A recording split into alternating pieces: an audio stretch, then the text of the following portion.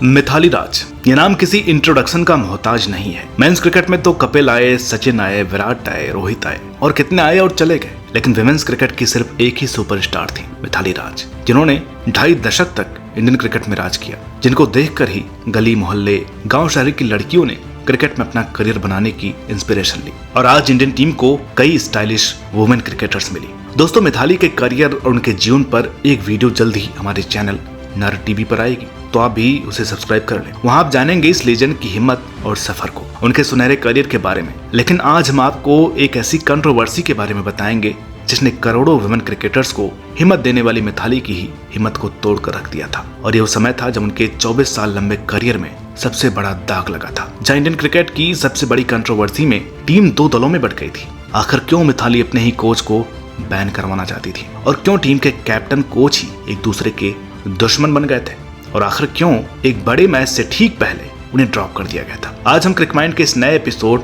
Biggest controversy of Indian cricket में आपको बताएंगे कि ऐसा क्या हुआ था उस दिन, जिसे आज भी इंडियन क्रिकेट की सबसे काली रात के रूप में याद किया जाता है। ये किस्सा शुरू होता है साल 2018 से। इस समय टीम इंडिया वैसे तो ठीक ठाक परफॉर्म कर रहा था, लेकिन एक वर्ल्ड चैंपियन बनने के वो चमकदार क्वालिटीज अभी भी इस टीम में दूर दूर तक नहीं थी। टीम में एंट्री हुई एक नए कोच रमेश पवार की। पवार जो कि एक स्लो और स्टडी टीम को अग्रेसिव, जानदार और शानदार बनाना चाहते थे, जो कि अगर हारे भी तो लड़कर और खेले तो डटकर। शॉर्ट में बोला जाए तो पवार एक क्रांतिकारी मूड में आए थे इस इंडियन टीम को फियरलेस क्रिकेट खिलाने और अपने टाइम से आगे निकल बास्केटबॉल खेलने। प्लेटफॉर्म तैयार था, टीम यंग थी, सभी लड़कियां अपने अर्ली 20s में थी, सिवाय एक प्लेयर के। 35 साल की वो दिग्गज अपने आप में ही एक ब्रांड थी, विमेन क्रिकेट की पहचान और जान, मिथाली राज, जो पिछले 2 डिकेड से इंडियन क्रिकेट को सर्व करती आ रही थी। ओडीआई और टेस्ट में तो काफी कुछ अचीव कर चुकी थी। T20 में भी वैसे तो एक अच्छे खासे एवरेज से रन बनाती आ रही थी, लेकिन उनका स्ट्राइक रेट काफी समय से निशाने पर रहा और उनकी बढ़ती उम्र और बैटिंग स्टाइल के हिसाब से उनकी गेम इस नए ब्रांड ऑफ क्रिकेट से कुछ पीछे थी। ऐसे में न्यू कैप्टन हरमनप्रीत और कोच रमेश ने 2018 में वेस्ट इंडीज में हो रहे उस वर्ल्ड कप के लिए अपना प्लान काफी सफाई से तैयार कर दिया था और एक्सप्लेन भी, जब मिथाली को यह साफ कह दिया गया था कि आपको मिडिल और लोअर ऑर्डर में बैटिंग करने को मिलेगी, जो कि उनके स्टैंडर्ड के हिसाब से एक इंसल्ट थी। और तो और उन्हें सभी मैचेस भी नहीं खिलाए जाने थे। चलो, एक सीनियर प्लेयर को बीच में रेस्ट देना ठीक है, पर वो सीरीज में ठीक लगता है, आईसीसी टूर्नामेंट्स में नहीं। माना कि बाकी प्लेयर्स तेज खेलते और पहली बॉल से अटैक करते, लेकिन हर टीम में एक एंकर की जरूरत होती है जो कोलैप्स से बचा सके। खैर, पहले मैच में हरमन ने सेंचुरी ठोक दी, 194 रन बनाकर हम न्यूजीलैंड पर पूरा चढ़ गए, लेकिन 5 विकेट के बावजूद मिथाली की बैटिंग नहीं आई।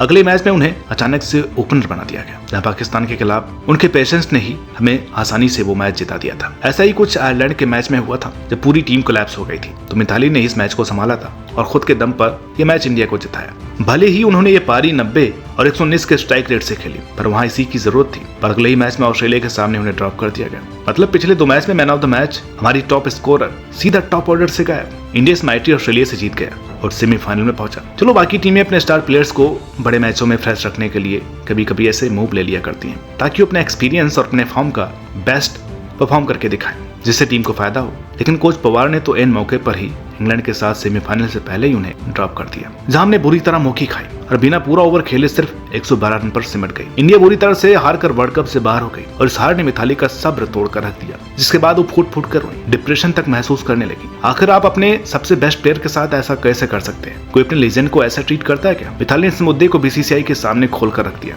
और रमेश पवार की सारी प्लानिंग, उनके इस पूरे रवैये को एक्सपोज कर दिया। ट्वीट करके अपनी हार्ट ब्रेक हालत को भी सभी फैंस के सामने ला दिया, जहां मिथाली का ये कहना था कि खुद उनके कोच ने ही उन्हें गिराने की, उनके करियर को खत्म करने की साजिश की और 20 साल में उन्होंने इतना दुखी टूटा हुआ कभी फील नहीं किया। उन्हें तोड़ने की पूरी कोशिश की गई थी, साथ ही टीम को वर्ल्ड कप जिताने के उनके सपने को भी, जिसके चलते उन्हीं के कोच ने उन्हें इतने इंपॉर्टेंट मैच से बाहर कर दिया गया, जहां उनकी सबसे ज्यादा जरूरत थी। इसके बाद मिथाली ने रमेश को हटाने की मांग की। इस पर रमेश ने भी एक करारा पलटवार किया और कहा कि मिथाली एक सेल्फिश खिलाड़ी है, जिन्हें टीम से ज्यादा खुद के रिकॉर्ड रनों की पड़ी है, जो खुद के लिए ही खेलती हैं। और न जाने कब कोच ऑफिशियल को ब्लैकमेल करना छोड़ेंगे। क्रिकेट एक टीम गेम है, पता नहीं कब वो सुधरेंगी। ये वारा वर्ड्स खूब चला, हालांकि बाकी टीममेट्स ने भी ये बात मानी। मिथाली को ड्रॉप करना टीम का फैसला था, सबकी सहमति थी, वो कोच की सपोर्ट में थी। लेकिन अब ये टीम 2 पार्टी में बढ़ गई थी, मिथाली बनाम कोच। मिथाली के इस स्टेटमेंट के बाद कोच को हटा दिया गया, हालांकि कुछ समय बाद उन्हें दोबारा टीम का कोच बना दिया गया, जिससे दोनों के बीच एक वॉर होने की जरूरत थी। लेकिन मिथाली ने अपना बड़प्पन दिखाते हुए ये साफ कर दिया था कि रात गई बात गई, पास्ट को भूल जाओ, अब सिर्फ वर्ल्ड कप जीत का फोकस करो। इसके बाद हमारे 50 सुपर कैप्टन और कोच के रिश्ते तो सुधर गए, पर वर्ल्ड कप जीत का मिताली का वो ख्वाब सिर्फ ख्वाब ही रह गया। और वो जाते जाते भी इस्माइल के साथ रिटायर हुई। कोच तो कोच, उनके अपनी टीम उनके साथ नहीं थी, सब उनके दुश्मन बन गए। ये थी कहानी इंडियन क्रिकेट की सबसे बड़ी कंट्रोवर्सी की। जाते जाते आपसे ये सवाल पूछना चाहेंगे कि क्रिकेट की उस दुनिया में जहाँ फाइनल्स में कोई गेल रसल, पोलार्ड जैसे कोई हिटर नहीं, बल्कि सैमुअल्स, गंभीर जैसे लीजेंड ही जीतते हैं, जो कि एंकर्स करना जानते थे। ऐसे में क्या इस दिग्गज मिताली को ड्रॉप करना और बाद में कोच का स्लो पिच का दावा करना कहाँ तक ठीक था? बड़े मैच में बड़े खिलाड़ी को ना खिलाना कहाँ की समझदारी थी? कमेंट करके जरूर बताइएगा। मिलते हैं आपसे अगली वीडियो में, तब तक के लिए नमस्कार।